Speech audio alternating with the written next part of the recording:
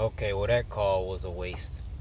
But yeah, I started the part 2 to my success and inspiration and motivation video, like um how, where I was just talking about how most of our most of what motivates us and inspires us is wrong. It's incorrect. And so yeah, pick up on that. This is the part 2 to that. It wasn't supposed to be a part 2, but I had a call come in I thought was a work call, and it was a work call. And then I had to get to work and blah blah blah. So here we go. As I was saying, most people are motivated by money, and not just by money, but by fast money. Like, how quick can I get it? People want to make $10,000 yesterday. Like, I want it now, and people they want shortcuts. They want to avoid the process. They don't want to go through the process. They want to, isn't there a quicker way? And I was talking about how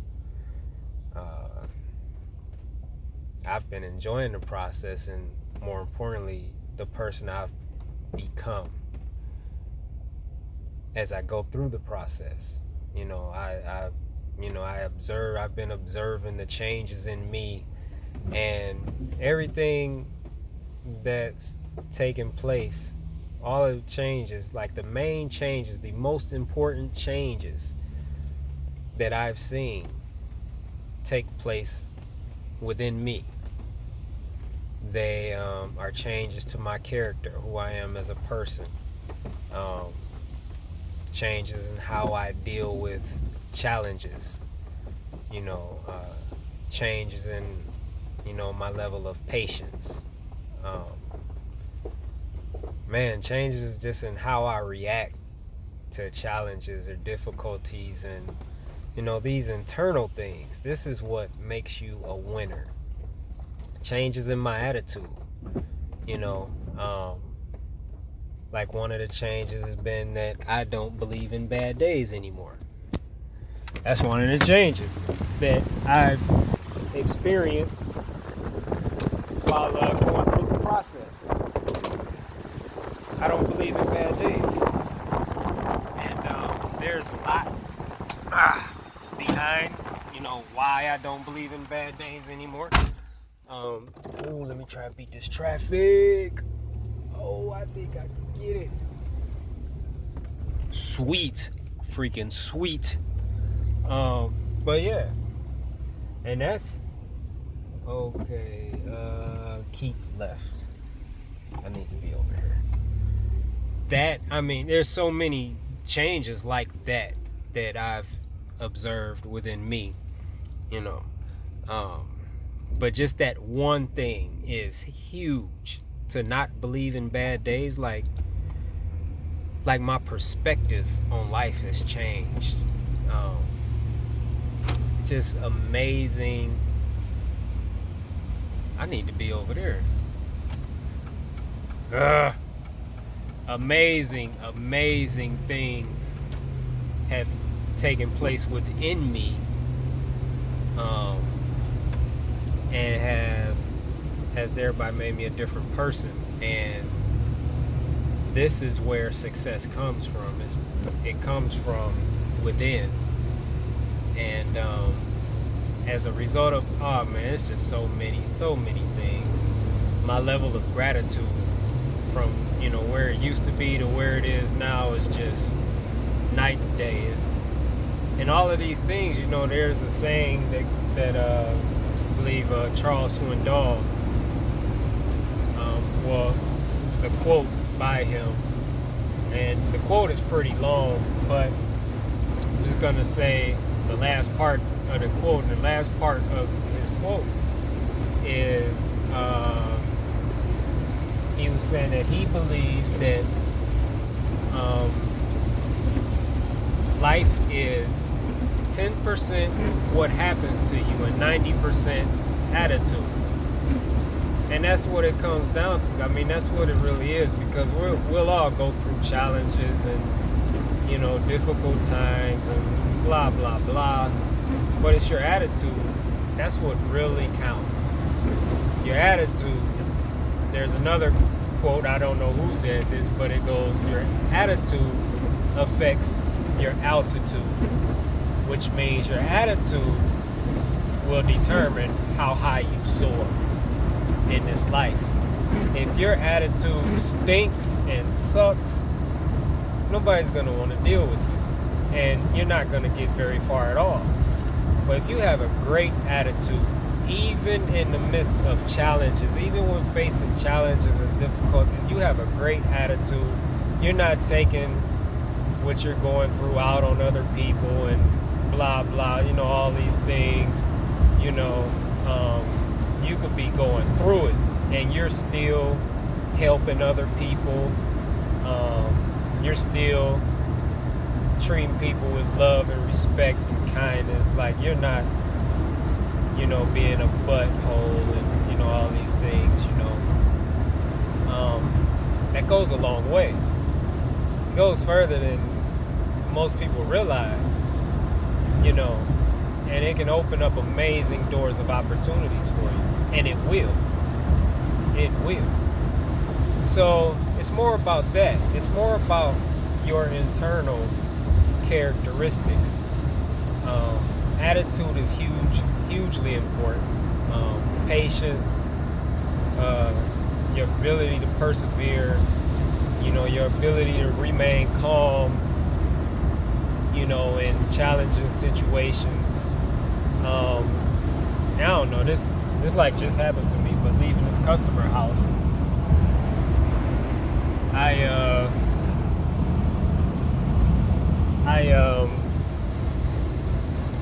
lost my key. And I have such a full plate today as far as jobs go, things I need to get done. I've managed to juggle some things around and switch some things to tomorrow, and my plate is still full for today. And so, I really don't need any delays. Like, delays are not helping me. And I left the customer house. I got to my truck and could not find my key. I'm checking my pockets. Where's my key? Oh, man. So I go back into the customer house, which is a nice little walk in the rain with my tool bag. I have to be buzzed in. She buzzes me in. I walk up 2 flights of stairs to her apartment, walk down the hall to the end of the hallway. Boom, go in her apartment. Lost my key. I go in her bedroom where I was working at, and no key. So I go back outside and walk back to the truck and blah, blah, blah. I'm looking inside the truck. Maybe I left the key in there. Checking the doors. All the doors are locked. I don't see a key. And then I go through my bag. I take everything out of my tool bag.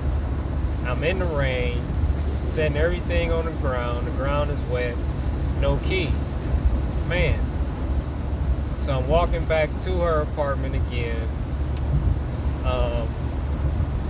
And I'm looking in the grass and, just looking on the ground, to see if I may have dropped my key on the ground.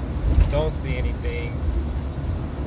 And, to get buzzed in, I have to dial her number. I pick up the phone, call her. She buzzes me in again. I go up those stairs again and down the hallway again and in the door, and I look in the bathroom. Don't see nothing. And then I had the thought, the thought just popped in my mind, because I was on one side of the bed working, but then I went to the other side of the bed to get the serial number off of her bed, and I was laying on the floor, and that's where I found my key. And I patted myself on the back, because throughout that whole time, considering how much work I have to do today and everything, I never panicked.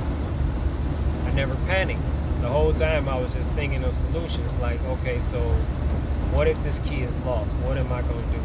And then I went to another building before hers to try to find out where her building was at, because I couldn't find it. So I said, well, maybe I left. Oh, I got to plug my charger in. Like, well, maybe I left. I don't know, maybe I dropped the key in that other building. So I was prepared to walk to the other building if I had to. And then I'm thinking, well, I guess I could call my son and have him come. I'm thinking about calling AAA. I'm just all these, I'm thinking, okay, key is lost. What now? But and then I found the key. I was super, super happy and excited and just thankful for the thought that popped up into my mind, reminding me that I was working on the other side of the bed too, and it was right there on the carpet. The point is, I didn't panic, and I was proud of myself, because the older version of me, it didn't take much at all to make me panic. And when you panic, you can't think straight. You need to be able to remain calm. And it's especially important. Like, who can't remain calm when everything's great, and going your way. It's super important to be able to remain calm when you're facing challenges. Because then, when your mind is calm, things will come to you. Ideas will come to you, thoughts will come to you, inspirations will come to you, whatever. Your next move could come to you. When you're panicking and you're stressed out and you're pissed off and all these things, which the older version of me would have been all of those, you don't get, there's nothing's coming to you. Like, you can't, even if something did come to you, you may not hear it because you're angry, you're pissed off, and, so super, super important to remain calm. There's a quote, I think Lao Tzu said this, but the quote goes, the best fighter is never angry. And life is a fight. Every day you wake up, the rest of that day is a fight. From the moment your eyes open in the morning, the entire rest of that day is a fight. And the best fighter is never angry. The best fighter remains calm. And you don't let your emotions get to you and take over, because your emotions are going to steer you wrong. So you don't want to react out of emotion. You want to react and, make your next move and make your decisions from a calm state of mind, a calm state of being. That's huge. It's huge, and oh my goodness, it's huge. And that's one of those things that I have developed more of going through the process. So it's things like that, things you can't put a price on. It's those internal things, like the way you think, the way you process things, the way you understand things, being slow to get angry. That's a huge one. Being slow to get angry, and patience, and being slow to speak. Not being so quick to open your mouth and say the first thing that comes to your mind, but think first before you speak. All huge things, and there's so many more. And all these things are vital to your success. They're huge. These are the types of things that are developed as you go through the process. And but people, these things are necessary, but most people want to shortcut the process, and they just want to skip to the end, just give me the success and give me the money. That's not how it works, and that's not how you want it to work. Like, really, you don't want it to work that way. I'll give you an example. Okay? Check this out. The process prepares you. I said this in the first video, I believe. But the process prepares you for success. Right? So boom, here's an example. And your process, everybody's process is different. Everybody's process is tailor-made to fit them specifically for, whatever their destiny is. Everybody's process is not the same. There's no two people will have gone through the same process in life. Everybody's process is different, but it's tailor-made for you. So here's a beautiful example, I think. Take lottery winners, right? I believe the statistics say that 90%, it might even be higher, of lottery winners are broke, I believe, within 5 years. I'm in the ballpark. That might not be 100% accurate, but I'm definitely in the ballpark if it's not. The point is, these people that won millions and millions and millions of dollars in the lottery, the huge majority of them, over at least 90% of them, if not more, are broke in a very short period of time. Why is that? It's because they shortcutted the process. You don't just go from living in the projects to a multi-millionaire and you're gonna know how to handle that. You even understand how much stress and pressure and how many challenges come with having a lot of money like that? You have to be prepared for that. You don't just come into a bunch of money and know what to do. Biggie Smalls said, he had a song titled "More Money, More Problems," and I don't believe in problems. That's another thing that has happened to me throughout this process. I don't believe in problems. I believe in challenges, and I believe in opportunities. And what I used to see as problems, I now see as challenges and opportunities. And the challenge is to remain in the proper frame of mind as you go through it and come out on the other side. The challenge is to remain calm and not panic, and to be patient and not let the challenge throw you off, right?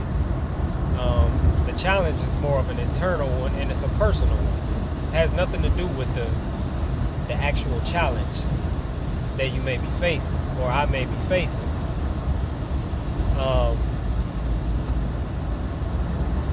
I just lost my train of thought because I'm trying to, as I'm making this video, I'm also trying to remember which way I need to go, and I know now. Okay, so I don't know if I'm getting my train of thought back, but more money, more product, blah blah blah. So when these people that go from not having money and not knowing what having money is like to having money, they don't know what to do with it. They don't know how to handle it. There's laws, there's rules to the game. And you best believe when you come into some money, everybody and their mama gonna be out trying to get your money. Everybody gonna be trying to get their piece of the pie. They don't have a piece of the pie, but everybody gonna be trying to get it. And then you have professionals, that'll, you have tons of professionals out there that'll invest your money, but a lot of them be crooked too. You know what I'm saying? So you gotta know what to do with that money. You gotta know how to handle it. And a lot of people don't just, everybody's not just blowing the money. I don't think you could lose money in bad investments, not knowing how to invest. You gotta know how to invest that money in order to keep it. Otherwise, you're gonna lose it. You gotta know where to put your money at and how to make your money make more money, so you keep that money coming in. There's a lot that you need to know and learn. And the problem is, they never went through the process, so they weren't prepared to have money when they got money. And when they get money, They not thinking about the process. All the ones that go broke, they not thinking about the process. They not thinking about, okay, I need to learn what to do with this. There's a lot of great investments out there, but just because, like real estate, a lot of people get rich off of real estate, but just because a lot of people are getting rich off of real estate don't mean you could just jump into real estate without knowledge and get rich. Like, there's rules to the game, and you need to know them, or real estate will take all your money if you don't. There's people, making a killing in the stock market.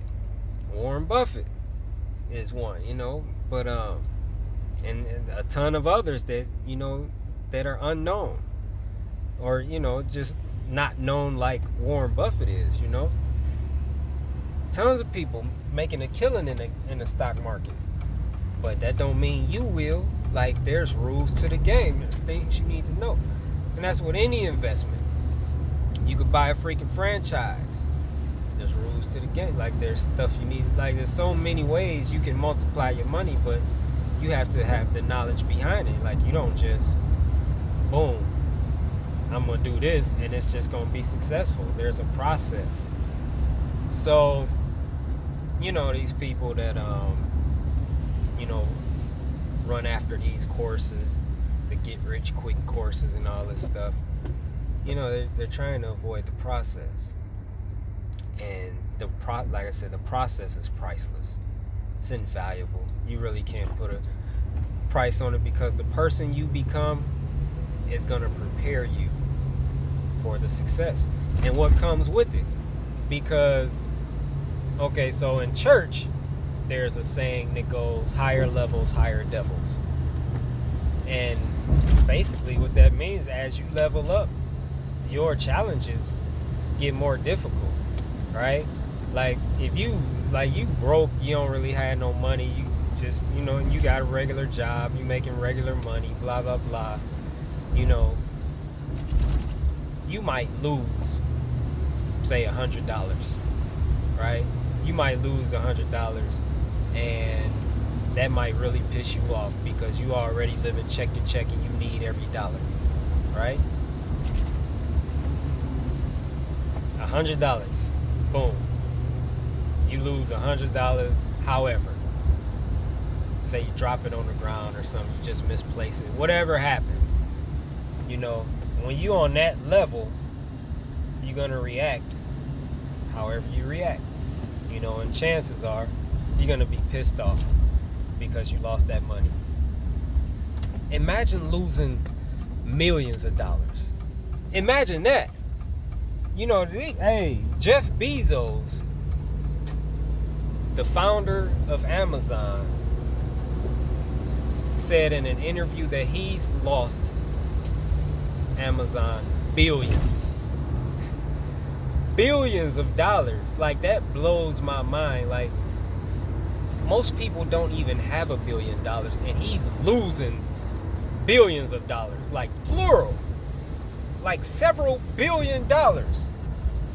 Most people will never even see that in their life. Like, not even on TV. Like, I've never even seen that much money on TV. So, and he's losing that much money, but he's still succeeding. Why? Because he's not panicking. It's all internal. It's all internal. His attitude stays where it should be. Like, his attitude is still right. His perspective is still right. He still keeps going. He's not quitting. I mean, everything, all the internals are in place. So that keeps him moving forward and keeps him succeeding. And even with losing billions of dollars, he's still the richest man in the world. So, I mean, I lost, maybe a couple years ago, I lost $10,000 in real estate, investing with a guy that I had known or thought I knew for a couple years, maybe like 3 years,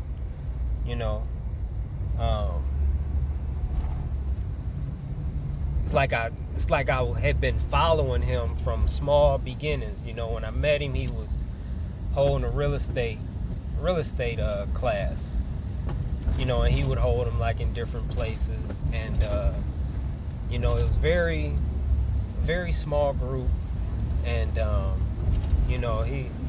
his wife and whoever, like they would provide like free lunch, and it was very personal, and it was dope. Like, you go to the classes were free, you go sit in. He was a real estate investor and a real estate agent for a very reputable broker. Classes were free, like he's licensed, all of this, like, and I followed him for like 3 years, and I watched him like blow up.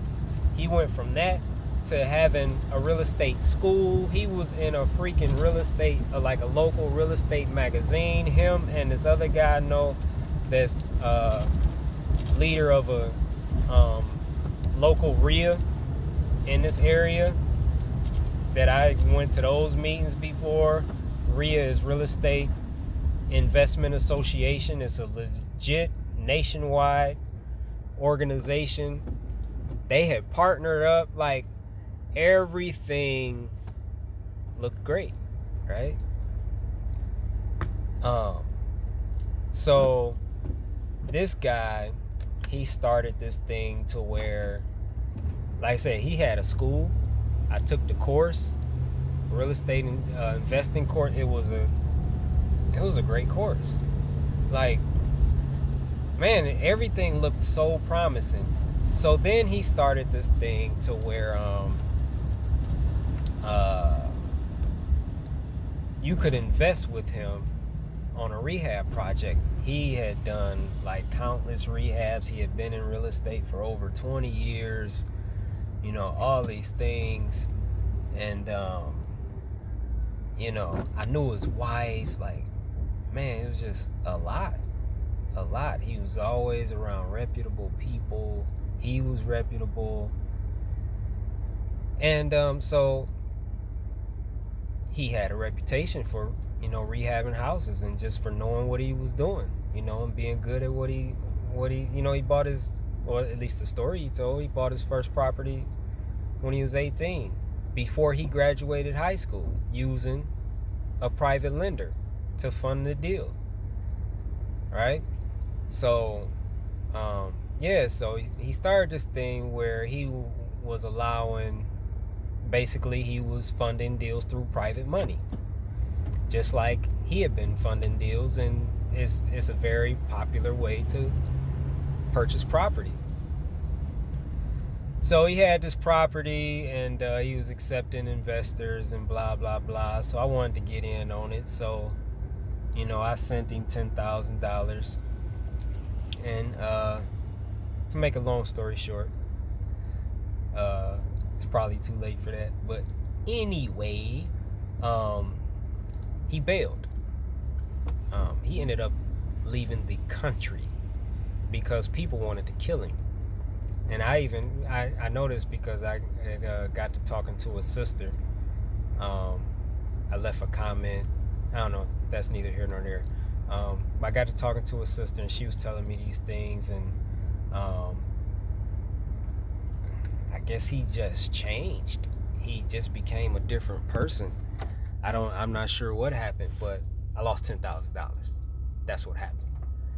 Other people lost much more than I did. Like, this one guy, I was told, lost like $50,000. People was giving this dude their like retirement money, because he was just deemed so trustworthy and credible. Like, I mean, come on, he's in real estate magazines, and he's teamed up with the owner of, not the owner, I don't know, maybe he is an owner, or at least leader of the local RIA, and he has a school, and blah blah blah. So people trusted him with a lot more money than I did, and people wanted to kill him. And from what I heard, there was a couple people that had found work, because he moved to Brazil. What part of Brazil, I don't know, Um, yeah, and I found him on Facebook and sent him a message, and then he like, I think he blocked me or deleted his account or something like that. But the point is, I had to deal with that. How do you deal with that? Now, in the streets, somebody could play you for $10 and you want to beat them up. Okay? That's not the real world. That's really not. That's not the way it works. Sometimes this is another thing. You got to know how to take losses. This is part of the process, because you're going to lose. You're going to take L's. You got to know how to take a loss and keep moving forward and not allow it to throw you off track. You got to know, you don't just have to know how to win and succeed. You have to know how to lose and fail also. You have to know both. And you got to take both gracefully and humbly. Man. So, believe it or not, there was a part of me that was happy that had happened. Because somewhere inside of me, it's like I felt like I knew that had to happen. Not that specifically, but something major needed to happen. I needed to deal with a loss on a level like I had never dealt with before. Because losing is a part of winning. Failure is a part of success. They go hand in hand. They're a team. You can't succeed without failing. Failing, are, like stairs on the stairway to success. You can't avoid it. It's a part of the game. It's a part of the recipe. As E.T. was saying, it's a part of the pattern. You have to fail. You have to know how to fail gracefully and humbly. People in the streets, man, that ain't the rules they play by. And that's why, that's one reason, people be in the penitentiary. Because, you could be, playing a dice game or something and do, whatever, lose $20 and don't want to pay. That dude might get shot over $20. You know what I'm saying? That's not real world. No, that's not the way you do it. That's not the way you make it. So, I'm talking about $20. I'm talking about $10,000. I definitely had thoughts of going to pay him a visit before he left the country. Definitely had thoughts. But I had too much to lose, though.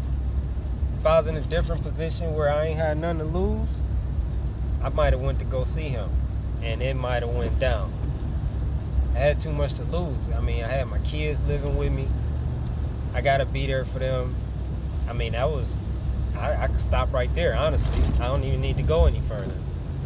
But and then just understanding, it was, part of why I didn't go pay him a visit was because I understand that losing is a part of winning. And it was necessary. I just knew I needed to go through this. I did do some stuff that I'm not proud of, but I didn't do anything that I could have went to jail for. Even if I got caught, I couldn't go to jail. I didn't do anything I could have went to jail for. But it's all part of the process. It's all part. And so when these people, they chasing the fast success and the fast money, no, you gotta go through the process. You should want to go through the process and realize that you need to go through the process. You need to. It's important, necessary. It's crucial. So, that's why it's wrong. That's why if you're inspired by money or you're inspired by fast money, it's wrong. And that's why. At this point, I honestly, a lot of things turn me off about advertising now. A lot of things, anytime I see quick, fast, words like that, I'm turned off because they're violating the rules to the game. There's no quick fast. You got to go through the process. I want to go through the process. I recognize I need to go through the process. Now, there's definitely a part of me that, wants it now. But there's, like I said, there's another part of me that understands I need to go through the process. Anything I see, anytime I see an ad talking about money, it turns me off. And because I know what they're doing. They're aiming at people's weaknesses, their vulnerabilities. And the bottom line is, most people are struggling financially. Most people are not financially comfortable or well off. So, they're aiming at their weaknesses. Anytime I see an ad with materialistic things, cars, or, fancy cars or houses, it turns me off. I don't even watch it. And me personally, I'm just doing what I feel from the heart. Like I understand, like I'm posting ads, I'm making these videos. I understand that there's, appropriate times, or like what's the best time to, post an ad on Facebook. Like there are best times for all of these things. I don't care about none of that. I'm just gonna do what I feel I need to do, and I'm gonna post it when I post it. I don't care.